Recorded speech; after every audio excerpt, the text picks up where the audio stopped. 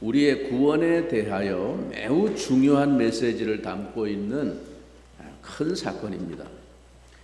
예수님께서 길을 가시다가 날 때부터 맹인된 한 사람을 보시고 불쌍히 여겨 눈을 뜨게 해주셨습니다. 이 이적은 당연히 예수님의 제자들과 그 사회에 엄청난 충격을 주었고 그 파장은 이제 종교 지도자들에게까지 미치게 됩니다. 오늘 본문 14절을 보면 앞으로 이 사건이 어떻게 본질을 벗어나서 엉뚱한 방향으로 비화될지 그 암시를 주고 있습니다. 여러분 14절을 한번 주목해 보십시오. 예수께서 진흙을 이겨 눈을 뜨게 하신 날은 안식일이라. 이 날이 무슨 날이었는지 왜 꼭 밝히고 있을까요?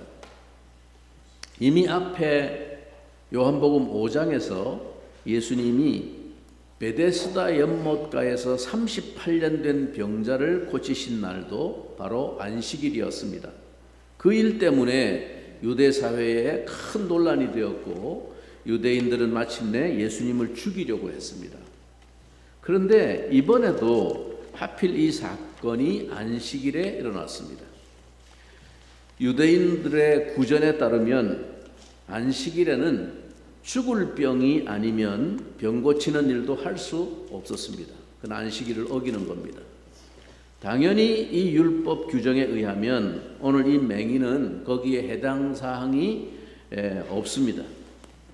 38년 된 만성병자처럼 이 날 때부터 맹인된 사람 역시 날 때부터 지금까지 맹인으로 살았기 때문에 하루 더 맹인으로 산다고 해서 생명에 지장이 있었던 것은 아닙니다. 그러니까 꼭 안식일에 고쳐야 될 필연성이 없는 거죠. 반죽을 하는 일도 안식일에 할 수 없도록 금한 39가지 금지사항 가운데 하나였습니다. 그런데 예수님은 이날 진흙을 반죽하셨습니다. 후기 유대 전승에 따르면 안식일에 눈에 무언가를 바르는 행위도 주로 눈 화장하는 것 금지되어 있었습니다. 그러니까 여러분들 오늘 눈 화장하고 오신 분들은 전부 안식일을 범한 겁니다. 또 다른 전승에서는 안식일에 침을 뱉어서도 안 된다라고 규정이 있습니다.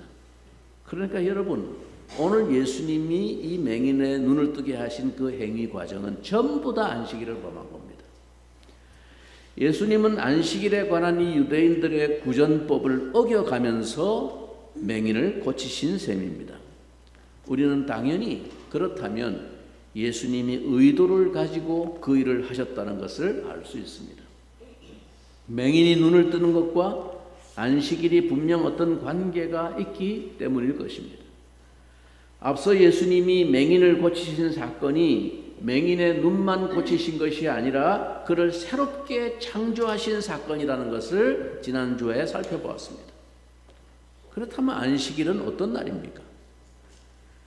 하나님은 이스라엘 백성을 새롭게 창조하시어 창세전에 계획하신 영원한 참 안식에 참여하게 할 것이라고 약속하셨습니다. 아담의 범죄 이후 모든 인간은 죄와 사망 아래 갇혀 있습니다. 하나님을 거역하고 떠난 인간의 죄가 가져다 준 결과를 우리는 지금 아주 여러 모양으로 보고 있습니다. 병에 걸리고 환경이 파괴되고 전쟁이 일어나고 재난이 닥치고 사람이 늙어가고 죽는 것 이런 것들이 다 그 결과입니다. 하지만 죄와 사망에서 벗어나 새롭게 창조된 새하늘과 새 땅에서의 영원한 안식은 요한계시록에 있는 표현대로 다시는 사망이 없고 애통하는 것이나 곡하는 것이나 아픈 것이 없는 안식이라고 말씀합니다. 하나님은 바로 그 안식을 어린 양 예수님의 십자가와 영광스러운 부활을 통해서 성취하십니다. 예수님이 오신 것은 바로 이 안식일의 참 뜻을 성취하시기 위해서입니다. 그런데 사람들은 그것을 알 리가 없습니다. 그래서 이미 예수님을 통해서 새로운 창조가 시작되었다는 것을 알리시기 위해서 사망의 증상이 고쳐지고 있는 모습을 보여주신 것입니다. 예수님을 통해서 질병에서 노임을 받고 보지 못하는 자가 보게 되고, 심지어 다음에 11장으로 넘어가면 죽은 나사로가 살아남으로써 이제 인간이 사망으로부터 해방되어 자유롭게 되었다는 것을 보여주신 것입니다. 예수님을 통해서 새롭게 창조되기 시작한 것입니다. 안식의 때가 이미 예수님 안에서 시작된 것입니다. 빛의 나라, 생명의 나라, 안식과 샬롬의 나라인 하나님의 나라가 도래했습니다. 그것이 구약에서 하나님이 안식일을 주신 본래의 의미이기에 예수님은 그것이 이제 성취되고 있다는 것을 보여주실 필요가 있었습니다. 따라서 굳이 문제가 일어날 줄 알면서도 이 안식일에 맹인의 눈을 고쳐주신 것입니다. 바리새인들은 율법을 연구하는 말하자면 학자들이었습니다.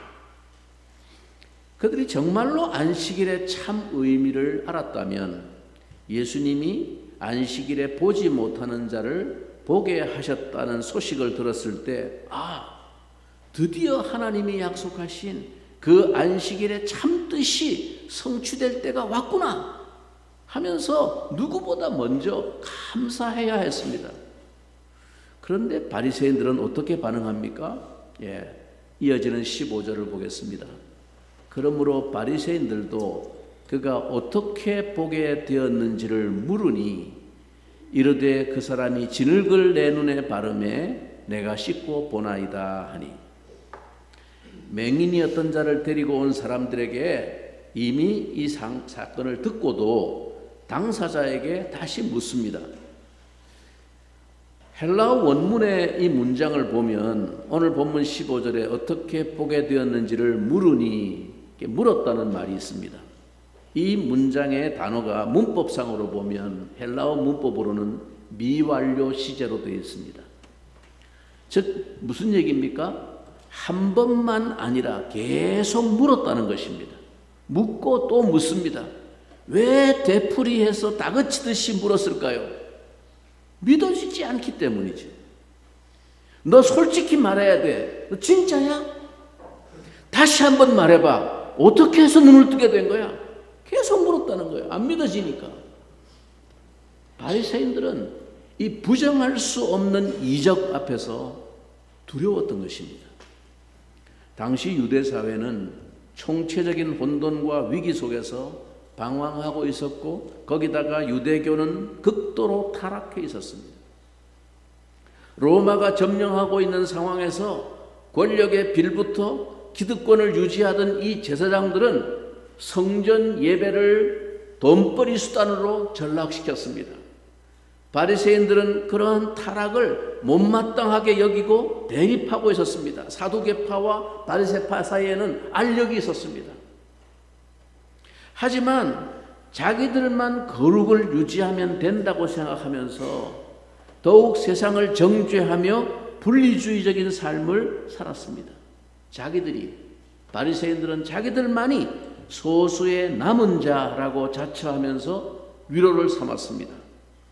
당시 유대 사회는 정치적으로 종교적으로 여러 분파가 있었지만 이런 상황 속에서 백성들에게 실제로 신앙적 지도력을 행사하고 존경받는 정신적인 지주와 같은 사람들은 바로 이 바리새인들이었습니다.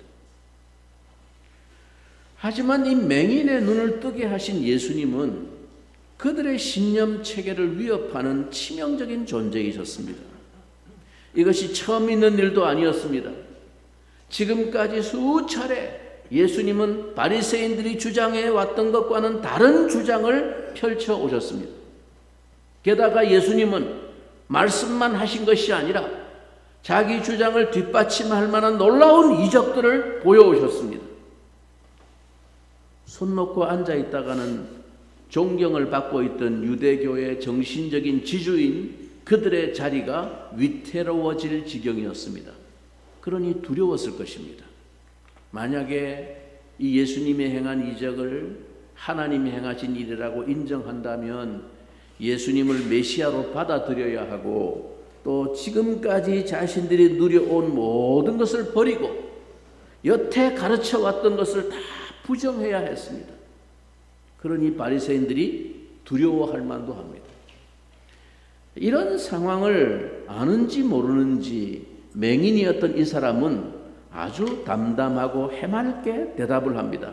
자, 15절 다시 한번 보십시오. 그러므로 바리새인들도 그가 어떻게 보게 되었는지를 물으니 이 사람 대답이 뭡니까? 이르되 그 사람이 진흙을 내 눈에 바르매 내가 씻고 보나이다. 38년 된 병자를 고쳐주셨을 때도 그러했는데 이번엔 맹인을 고쳐준 것 때문에 예수님께 트집을 잡습니다. 한 사람이 병나음을 입었다면 무엇보다 기뻐하고 축하해 주어야 하는데 뭔가 규율을 어긴 것이 없는가부터 먼저 찾는 사람들이 그게 바리새인들이었습니다. 맹인이 눈을 뜨게 된 사건은 엄청난 사건인데도 그 놀라움보다는 안식일에 그 일을 행했다는 것에 더욱 초점을 맞추고 있습니다. 물론 굳이 따지자면 생명이 위독한 것도 아닌데 안식일이 지나 그 다음 날 고쳐주어도 될 것입니다. 그런데 예수님은 굳이 안식일임에도 불구하고 병자들을 고쳐주셨습니다. 주님께는 안식일보다 고통을 당하고 있는 사람에게 주목하셨습니다. 그런데도 바리새인들은 한 사람의 치유보다 안식일의 규례를 들먹거리면서 예수님을 트집 잡으려고 한 것입니다. 맹인이 분명히 눈을 떴는데도 그들이 받아들이지 않은 이유는 눈을 뜬 날이 안식일이라는 데 있습니다. 그들은 안식일은 무조건 지켜야 하고 그날에 조금이라도 일하는 사람은 죄인이라는 생각을 갖고 있었습니다. 그들이 가르쳐온 것이 무엇입니까? 안식일에 일하는 사람은 하나님께서 축복하시지 않고 저주하신다는 것이었습니다. 그런데 어떤 일이 일어났습니까? 예수님께서 안식일에 일을 하셨는데도 하나님의 축복이 나타났습니다. 분명히 맹인이 눈을 떠서 자기들 앞에 지금 서 있습니다. 그런데도 그들은 이 사실을 받아들이지 않았습니다. 그들은 하나님께서 안식일에 일하는 사람을 축복하실 리가 없다고 주장했습니다. 이런 일은 지금도 얼마나 많이 일어나고 있는지 모릅니다. 때로는 내가 가진 알량한 지식이 더 풍성하고 깊은 하나님의 역사를 보지 못하게 하는 색안경이 되기도 합니다. 우리가 참 진리를 알고 순종하면 그 진리가 우리를 자유하게 할 것입니다. 그런데 아무도 부인할 수 없는 산 증거를 본 바리새인들 가운데 분열이 일어납니다. 그토록 견고한 자기 의와 고정관념의 장벽 안에 갇혀있는 이 바리새인들 안에도 복음이 역사합니다. 견고한 진을 파하는 강력이 진리 안에 있습니다. 복음이 역사하는 곳에 분열은 피할 수 없는 증상입니다. 여러분 16절을 보실까요? 바리새인 중에 어떤 사람은 말하되 이 사람이 안식일을 지키지 아니하니 하나님께로부터 온 자가 아니라 하며 어떤 사람은 말하되 죄인으로서 어떻게 이러한 표적을 행하겠느냐 하여 그들 중에 분쟁이 있었더니 바리새인들은 이 이적을 인정했을 때 찾아올 그 뒤집어질 현실이 두려웠습니다. 이때 바리새인들이 자기의 두려움에서 벗어나기 위해 취할 수 있는 방법은 두 가지였습니다. 하나는 예수가 죄인이라는 것을 증명해서 그러기 때문에 그가 행한 기적은 가짜다 그렇게 폄하하는 것이고, 다른 하나는 아니야 실제로 기적이 일어난 것이 아니야 이거 속인 거야 이렇게 해가지고 그것을 무마시키는 것. 이 두 가지 방법밖에 없습니다. 그래서 바리새인들은 예수님의 기적이 하나님께로부터 온 자의 기적이 아니라는 것을 증명하기 위해서 예수님의 흠을 찾는 데 주력합니다. 그들이 찾아낸 것이 바로 안식일 위반죄입니다. 안식일을 정면으로 어기면서 기적을 행한 것은 하나님이 주신 권능이 아니라 사탄이 준 권능을 행한 것으로 예수가 사람들을 미혹하고 있다고 생각한 것입니다. 그래서 자신들의 알량한 교리로 예수님을 죄인이라고 정죄하기로 마음먹었습니다. 하지만 그것은 자기들 안에서도 지지받지를 못했습니다. 어떤 사람은 말하되 죄인으로서 어떻게 이러한 표적을 행하겠느냐 하여 그들 중에 분쟁이 있었더니 안식일을 가지고 예수님을 비난하려는 것은 그야말로 눈 가리고 아웅하는 방법이었던 것입니다. 바리새인들이 실상은 얼마나 지금 초조하고 불안해 안절부절 못하고 있었는지는 17절에 그 기록된 그들의 반응 속에 아주 잘 드러나 있습니다. 여러분 17절을 한번 다시 주목해 봅니다. 이에 맹인되었던 자에게 다시 묻되 그 사람이 내 눈을 뜨게 하였으니 너는 그를 어떠한 사람이라 하느냐? 대답하되 선지자니이다 하니 유대교 지도자들끼리 그 안에서 의견이 갈리자 어이없게도 증인으로 출석한 사람에게 재판장이 묻고 있는 처지입니다. 너는 그를 어떤 사람이라 생각하느냐? 그는 이제 입장을 분명히 해야 했습니다. 이제는 단순히 그 사건의 전말을 묻는 질문이 아니고 그 사건을 일으킨 주인공에 대한 그의 견해, 그의 마음을 표현해야 하는 질문입니다. 이 질문은 비로소 믿음의 핵심에 이르는 관문입니다. 먼저 뜻밖의 하나님의 놀라운 은혜가 내게 찾아왔습니다. 은혜를 체험했습니다. 그런데 그것이 신앙의 핵심은 아닙니다. 그 은혜를 받고 나서 이제 나는 그를 누구라고 생각하느냐라는 이 질문 앞에 서야 합니다. 그리고 그 질문에 대한 고백이 나의 신앙의 핵심이 됩니다. 여러분, 교회 다니면서 은혜를 받았습니까? 그 은혜를 받았다는 사실이 여러분의 신앙이 아니에요. 그것이 믿음의 본질이 아닙니다. 여러분이 부인할 수 없는 하나님의 은혜를 분명히 받았다면, 그래서 이제 그 은혜를 주신 그분을 너는 누구라고 생각하느냐? 너는 그 사람이 어떤 분이라고 생각하느냐? 이 질문에 대한 대답이 여러분의 마음속에 분명히 세워질 때 그게 여러분의 신앙의 핵심이라는 것입니다. 여러분은 이 질문 앞에서 예수님에 대해서 무엇을 말해줄 수 있습니까? 너는 그를 누구라고 하느냐? 그런데 맹인이었던 이 사람의 대답은 거침이 없었습니다. 아주 의외의 대답이기도 합니다. 뭐라고 대답합니까? 선지자니이다. 담대하고도 놀라운 고백입니다. 앞서 11절에서 예수님을 가리켜 예수라 하는 그 사람이 라고 말한 것과는 판이합니다. 은혜 받은 후에 그의 영적인 지각이 점진적으로 밝아지고 있습니다. 아마 그가 알고 있는 가장 비범한 인간에게 부여할 수 있는 최고의 호칭이 바로 선지자였을 것입니다. 적어도 그에게 예수님은 하나님이 보내신 분, 하나님이 공인하신 분이셨습니다. 결코 바리새인들이 생각하는 것 같은 죄인이 아니었습니다. 맹인이었던 이 사람은 이제 육의 눈만 열린 것이 아니라 영의 눈마저 열리고 있었던 것입니다. 그래서 자기 앞에 있는 무늬만 지도자일 뿐 실상은 영적인 맹인인 이자들에게 아주 당당하고 주저함 없이 예수님에 대해서 고백할 수 있었습니다.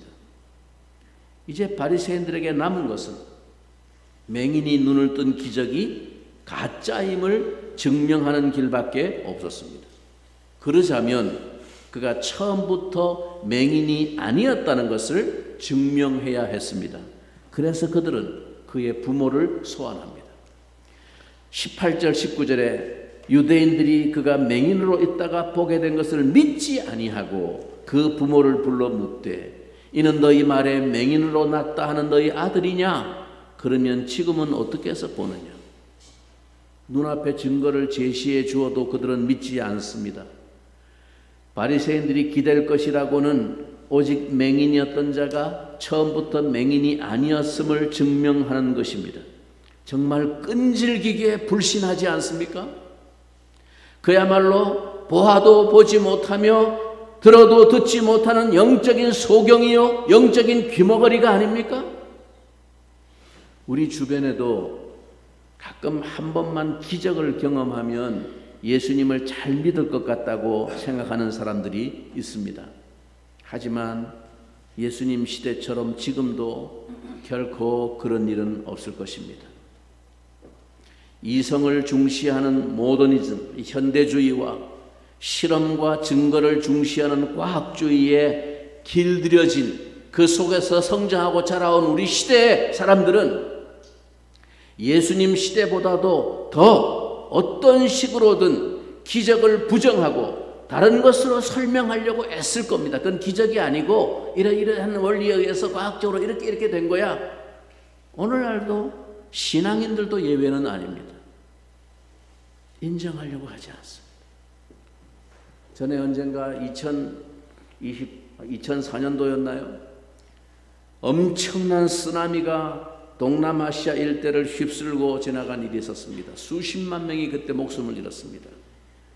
이 엄청난 사건이 지나간 후에 영국의 신문 인디펜던트라고 하는 신문에 아주 놀라운 기사 하나가 실렸습니다.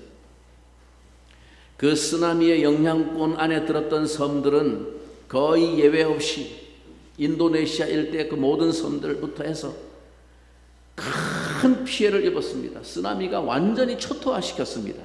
그런데 그 엄청난 쓰나미의 대사건 속에 많은 사람이 목숨을 잃고 섬이 초토화되었는데 그 많은 섬 가운데 단 한 명의 피해도 입지 않은 스리랑카의 한 섬이 있다라고 그 신문에 소개가 되었습니다. 사정을 살펴보니 이러했습니다. 그 쓰나미가 있던 날 새벽 2시경에 그 섬의 기독교 지도자인 아마 목사님이었던 것 같은데 꿈에 죽음의 천사가 나타나서 이제 곧 아주 크고 무서운 일이 일어날 것이라고 경고했습니다. 그는 꿈이 하도 생생하고 너무 꿈이 불길해서 2시에 그 꿈 꾸면서 발떡 일어났는데 일어나자마자 마을 사람들을 설득해서 산 위에 있는 교회로 다 모이도록 했습니다. 그리고 지도자들이 모여서 기도회를 가졌습니다. 모여서 기도하는 사이에 산 아래 쓰나미가 덮쳤습니다. 한 사람도 죽지 않고 다 살았습니다. 그 사건을 경험한 교회 지도자가 지금도 살아있고 그 섬의 생존자가 증언하고 있는데 어떻게 이 사실이 없었던 일이라고 말할 수 있겠습니까? 저는 왜 하나님이 그런 일을 그 섬에만 보이셨는지 모릅니다. 단지 그 일이 있었다는 것과 언제든지 하나님은 그런 일을 하실 수 있다는 것만 알 뿐입니다. 하나님의 일하심에는 우리의 이성으로 과학으로 설명할 수 없는 이적과 신비가 얼마든지 있습니다. 우리가 오늘 이 사건 속에서 생각해야 할 것은 유대 사회가 보통 사회가 아니라는 사실입니다. 유대 사회는 오늘날로 말하면 곧 교회였습니다. 하나님을 누구보다 잘 믿는다는 사람들이었습니다. 하나님을 그렇게 잘 믿는 사람들이 하나님께서 하신 것을 자기 생각에 맞지 않는다고 전혀 인정하지 않았습니다. 오히려 그를 핍박했습니다. 이 사람 저 사람 불러서 신문했습니다. 그래도 안 되니까 대질 신문까지 하고 종교 재판까지 열었습니다. 하나님을 잘 믿는 자들이 오히려 하나님을 믿는 신앙을 핍박했습니다. 이것이 과연 가능합니까? 가능합니다. 하나님의 말씀의 진리가 실종되면 하나님을 믿는다고 하는 자들이 믿음에 대하여 가장 적대적이 됩니다. 그런 이들이 교회에서 믿음을 가진 자들의 피를 가장 많이 흘리게 한 것이 2000년 기독교의 역사입니다. 중세교회의 역사가 그것을 단적으로 보여주고 있습니다. 진리가 사라져버린 1000년 동안의 중세교회 역사가 끊임없는 종교 재판으로 믿음을 가진 자들을 죽여왔습니다. 우리가 참 신앙을 가진 자인지 아니면 신앙의 허울만 쓰고 실제로는 하나님을 거역하는 자인지는 주님의 말씀이 나에게 변화를 요구할 때 내가 거기에 어떻게 반응하느냐 하는 것으로 나타납니다. 그리스도를 전혀 모르는 자들이 불신자가 아닙니다. 말씀을 들었고 오랫동안 신앙의 테두리 안에서 살고 있었지만 하나님의 주권을 인정하지 않고 자기가 주인이 되어서 살고 있는 자들이 불신자들입니다. 그들은 하나님을 믿는 것이 아니라 기독교적인 몇 가지 원칙과 전통과 문화에 젖어 살고 있는 것뿐입니다. 그리고 거기에 맞지 않으면 하나님께서 역사를 하셔도 받아들이지 않습니다. 여러분, 이것보다 더 무서운 불치의 병은 없습니다. 다른 병들은 다 고칠 수 있습니다. 그러나 하나님의 말씀에 정직하지 못한 그 영혼의 병은 치료받을 길이 없습니다. 가장 무서운 병이 바로 종교적인 편견의 병입니다.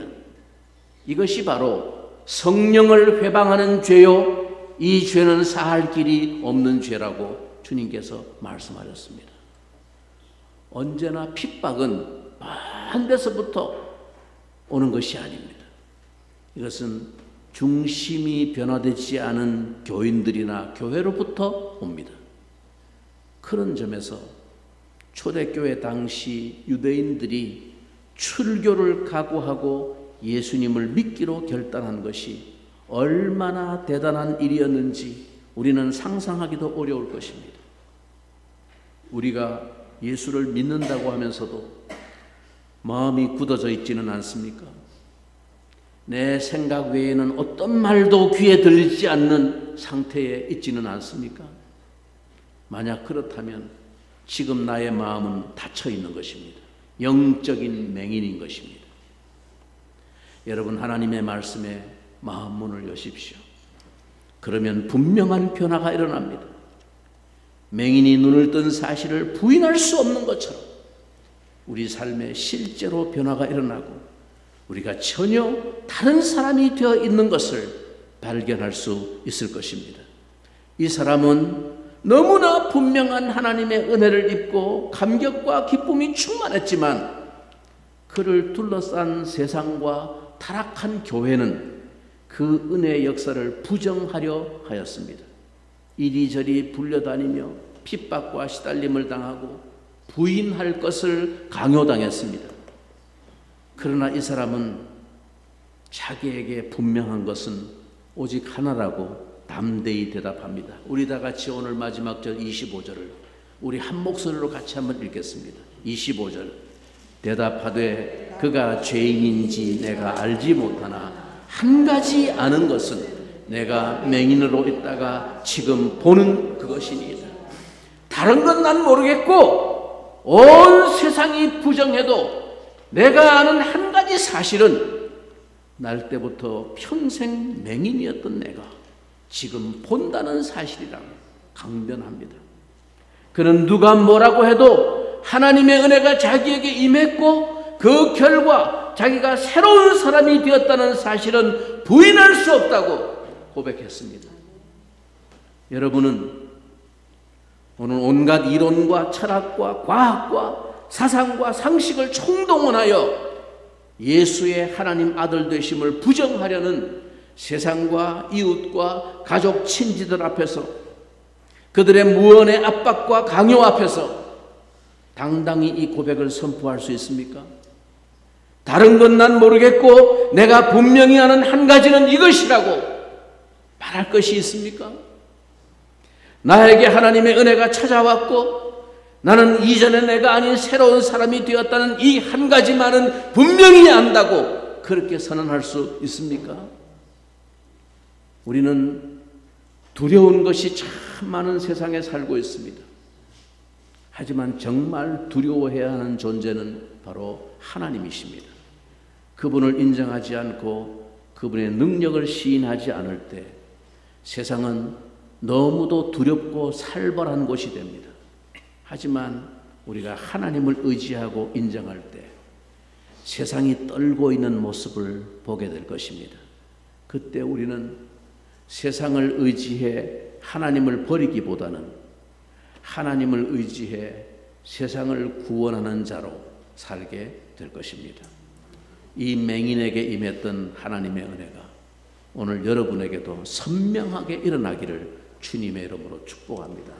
우리 같이 한번 이 말씀의 고백을 붙들고 하나님, 나도 그렇게 확신 가운데 담대하게